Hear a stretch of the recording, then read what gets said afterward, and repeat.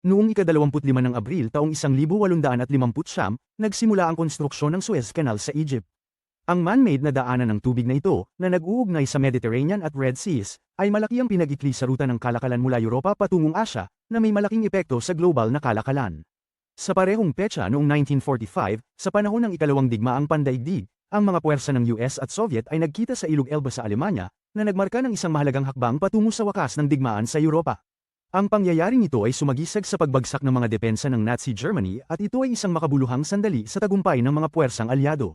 Sa huli, noong ika-25 ng Abril taong 1953, inilathala ng mga siyentipiko na sina James Watson at Francis Crick ang kanilang makabagong papel sa journal na Nature, na naglalarawan sa istrukturang double helix ng DNA. Itong natuklasan na ito ay nagbabago sa larangan ng genetika at sa ating pagkaunawa sa buhay at pamanahin.